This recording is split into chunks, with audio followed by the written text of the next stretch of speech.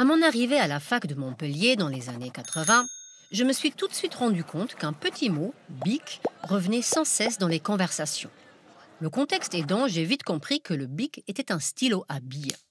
Un objet toujours très populaire dans l'Hexagone, au point qu'aujourd'hui encore, les Français emploient plus souvent le nom de la marque que celui du produit. Ainsi, il ne viendrait à l'idée de personne de demander un stylo bille à quelqu'un, on préférera lui emprunter un bic. En tant qu'Allemande, j'étais plutôt adepte de la plume. Il y avait toujours dans ma trousse plusieurs stylos plumes et évidemment un paquet de cartouches. Car je vidais au moins une grande cartouche par journée de fac, tandis que les étudiants français avaient une bien plus grande autonomie avec leur bic. Ils l'utilisaient parfois pendant des semaines, voire des mois. La pointe d'un bic permet de coucher jusqu'à 2 km de texte sur le papier, soit plus de 500 cartes postales ou encore 1 millier de sudoku.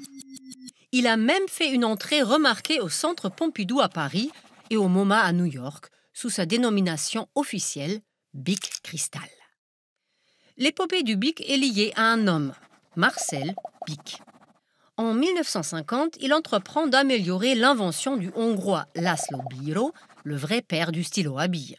En 1938, ce dernier avait conçu un système basé sur une petite bille qui, en roulant, répartissait uniformément l'encre sur le papier.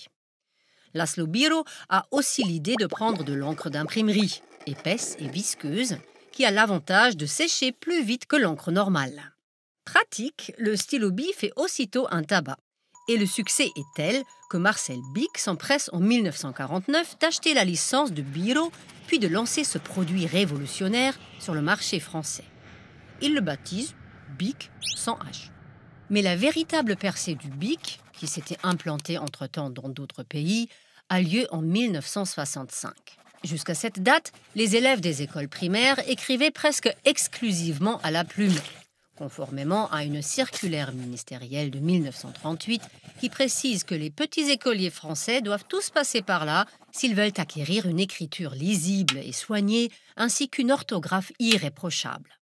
Reste que le stylo de Marcel Bic a lui aussi des atouts. Il est bon marché et il permet d'écrire plus vite qu'à la plume. Rapidement, les amoureux de petites billes s'opposent aux défenseurs des pleins et des liés. C'est alors que Marcel Bic imagine un plan un peu machiavélique. Il fait imprimer de la publicité pour le bic sur les buvards glissés dans les cahiers d'écoliers et réussit ainsi à l'emporter sur le lobby de l'encre et de la plume. Le 3 septembre 1965, le ministère de l'Éducation nationale publie dans son bulletin officiel une nouvelle circulaire sur l'apprentissage de l'écriture. Les instituteurs n'ont plus le droit d'interdire le stylo bille. C'est une consécration pour Bic dont les ventes s'envolent. Et aujourd'hui encore, le Bic Cristal a toujours sa place sur les bureaux et dans les trousses des petits Français. Et en Allemagne, même si les Allemands privilégient leurs propres marques historiques, le Bic se vend très bien. Mais force est de constater que dans les écoles primaires allemandes, contrairement à ce qui se passe en France, le stylo bille n'a pas trop la cote. Non, aucune loi n'interdit son usage.